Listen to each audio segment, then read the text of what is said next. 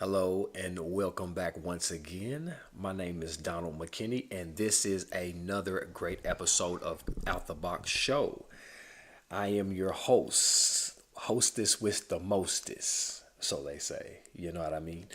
But anyway, jumping into this thing, it's been a great day. Hopefully, everybody had a great weekend, to go see family and chill out and stuff like that. We got a deep show today, real deep show. I ain't gonna even lie to you. I'm gonna hit y'all with those out the box topics and stuff like that. So let's get into it. Well, before we get into it, let me tell you, I give y'all a description of today's show. We're gonna be talking about Abraham Lincoln and why they named him Abraham Africanus when he was running for president and what that means. We're going to be talking about the Freedmen's Bureau, specifically the 40 acres and the mule, and how that act and how that those wishes of General Sherman were not fulfilled, and the effects that it has on melanated people, aka freedmen today. And lastly, we're going to be talking about the connection of Indian slavery in America and King Solomon's temple. I know, right? So get ready, strap on, and let's do this thing, all right? So now, jumping into it. Abraham Lincoln. This brother was an amazing figure. He was amazing person in history. And specifically, he has been projected or shown in our time frame as being a Caucasian man or a Caucasian looking man. The thing that kind of I wanted to talk about today in today's subject and topic was, why are melanated people or black people throughout history that were in positions of prominent power shown as Caucasian people, when if you read over their memoirs, if you look over their books and you look back in history, these people were described as dark complexion, negroid black people. Now, the reason why I did Abraham Lincoln was because there's been a lot of history and reports that Abraham Lincoln was a dark skinned man of Negro heritage. Now, I don't want to, go too deep into it, but just giving you a few hints and pointers. Why is it that Abraham Lincoln is on a brown penny? All the U.S. coins and coinages are silver, chrome looking coins, and they're facing, I think to the left, but Abraham Lincoln is turned around to the right and he's on a copper penny. Now, I don't know about you, but the copper colored individual, I'm a copper colored person. I'm an Indian red man, brown skinned brother. And they're saying that Abraham Lincoln, specifically Abraham Lincoln, was a black man. And there's pictures to prove this. There's pictures to prove that he was, even in his memoirs and, the Lincoln logs and different things describing Abraham Lincoln, they describe him as being a negroid looking man, a dark skinned looking man. I mean, there's pictures of him that show him as a black man talking about it. And there are groups of people out here that know this. A lot of your secret society members and people that know this, they don't talk about it. And I would like to point out why. Why is it that they know the history of people and there is prominent black people in positions of power, but they've been basically whitewashed? Now Abraham Lincoln, specifically was described as Abraham Africanus. When he was running for president, the Democrats used that term Africanus to slander him. And I just want to point out that the term Africanus means of African descent. The word Africanus is Latin, and it means of African descent. So if he wasn't a black man, he wasn't melanated, he didn't have darker skin, why does all the contemporaries and all the books of his time state him as being so? Why would they call him Africanus? So, he's and he also has some Freemason ties to him and stuff like that. He joined up to he actually applied to become a Freemason in 1860, and specifically to the Tyrian Lodge 333 in Springfield, Illinois. He actually applied to be a Mason. Now, was he a Mason? Probably. Probably was. Probably was, but specifically it says through history that he didn't have a chance to because he was assassinated. So why was he assassinated? Well, that gets into my second topic, and that gets into our second discussion of who, Abraham Lincoln was. He specifically signed the bill, well, specifically the 38th Congress of America in March 3rd, 1863. They had him sign off on what is now known as the relief of freedmen and refugees and allotment for abandoned and confiscated lands, which is basically, it's 40 acres and a mule, basically. But it was called the Freedmen's Bureau.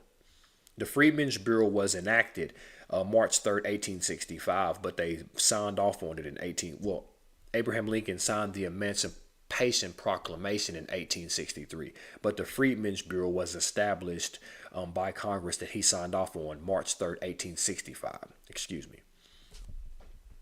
So, what was the Freedmen's Bureau? And what does that have to do with Abraham Lincoln? Why did Abraham Lincoln free the slaves?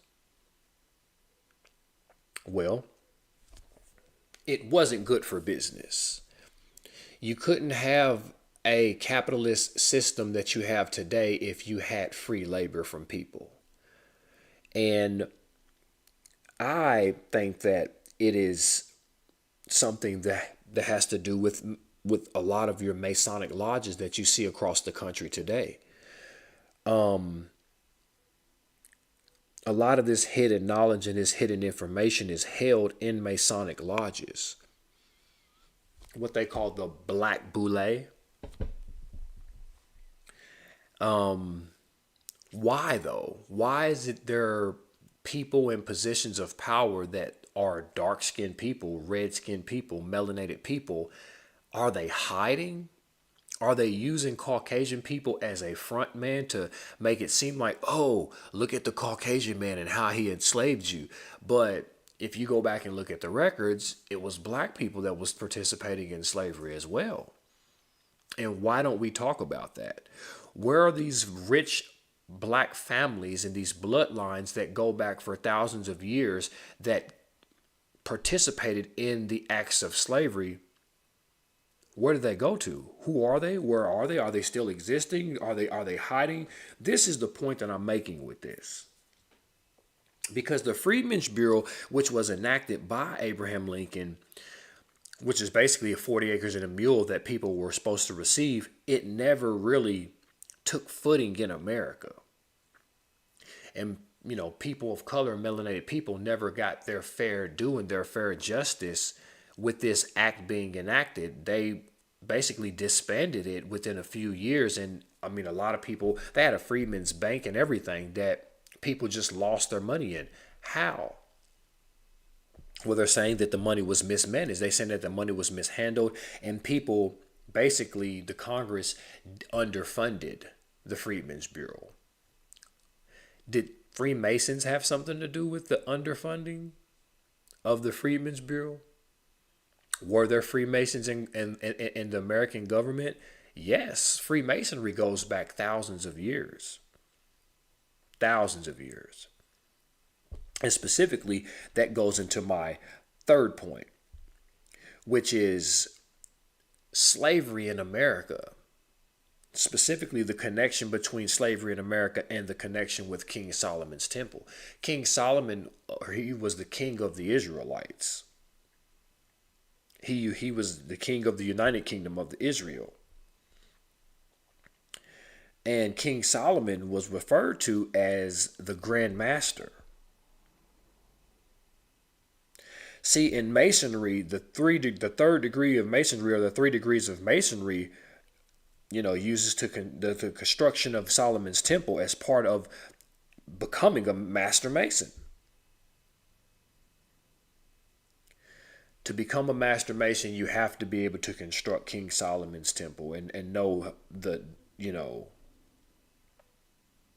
what that means specifically.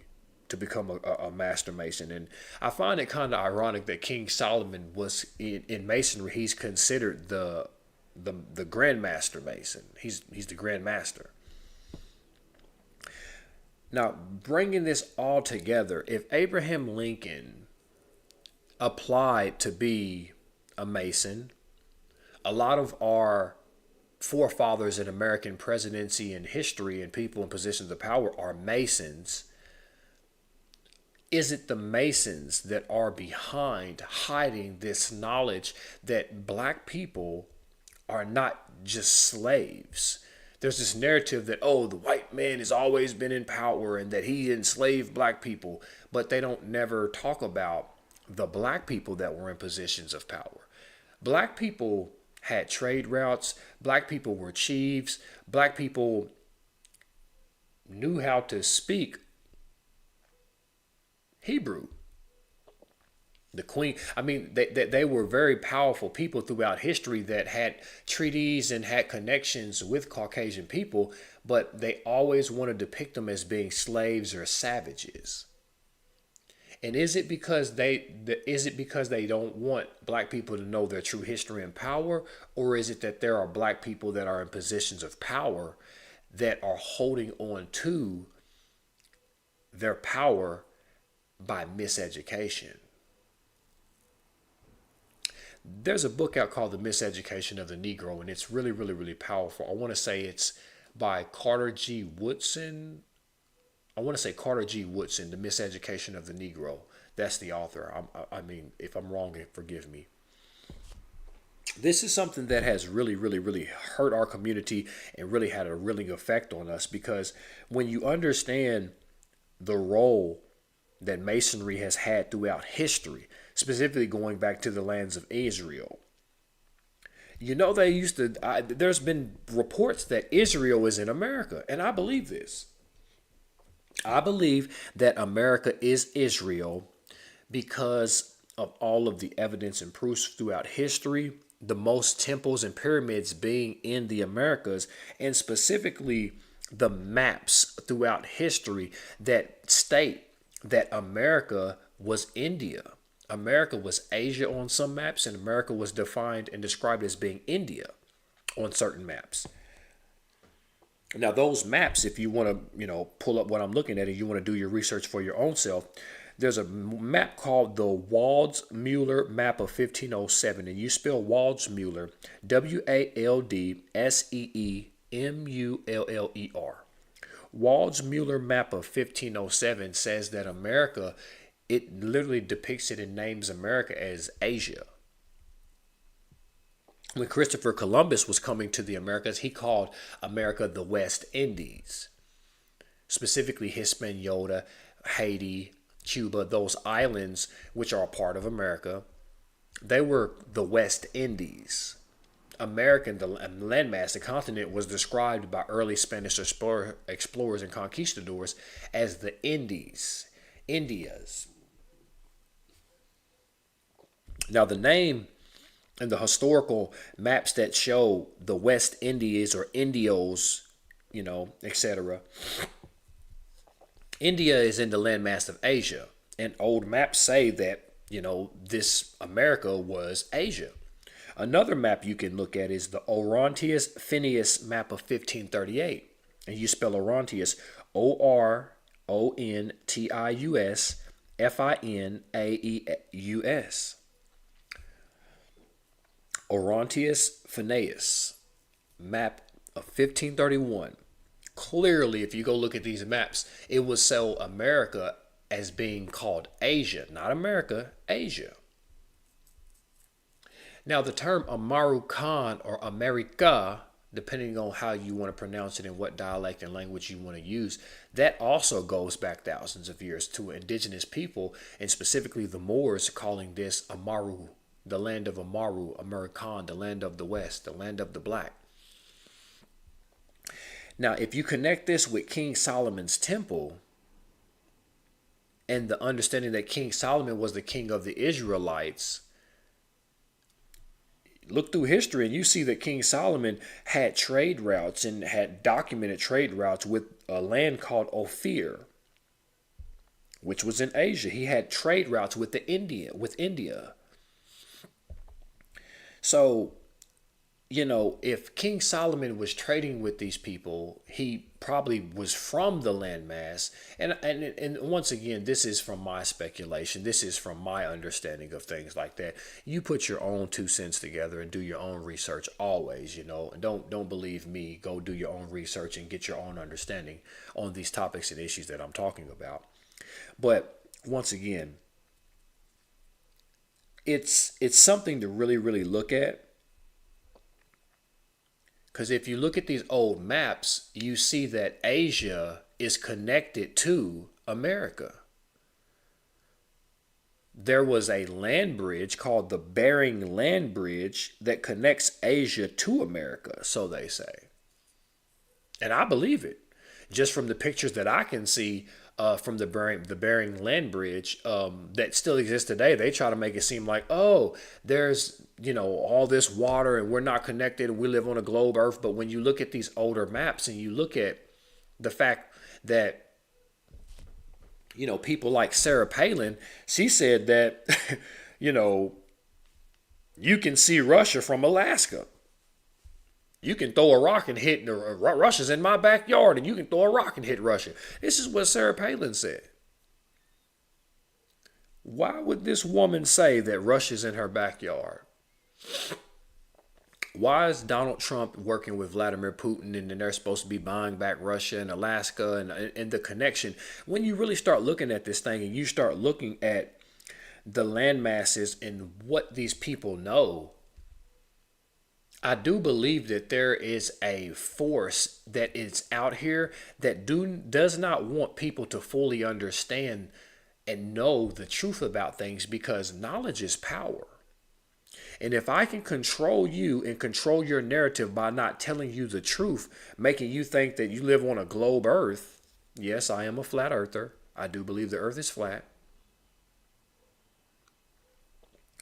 But, if I can control your narrative and control the narrative and tell you a lie and don't teach you the truth, I have power over you, because if I know the truth and you don't, I can use that to my benefit, and I can specifically enslave you and keep you enslaved and keep you not knowing the truth.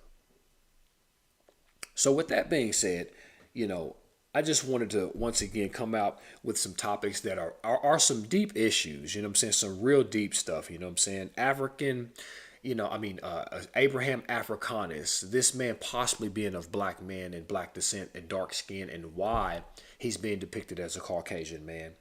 Masonry in America, all these Masonic lodges all across America. Why is it Masonic lodges specifically all across America, and what knowledge do they really know when it comes to, is it about self-improvement and enlightenment, personal development and spirituality? Is that what it's really about? And in order for you to get this knowledge, you have to become a Mason? I don't know. But you all let me know how you feeling. Please comment on these topics. And once again, I'm going to end it right there. Once again, my name is Donald McKinney. I've been your host, and this has been another great episode of Out the Box. Until the next time we meet, love, peace, and hair grease. I'm about you.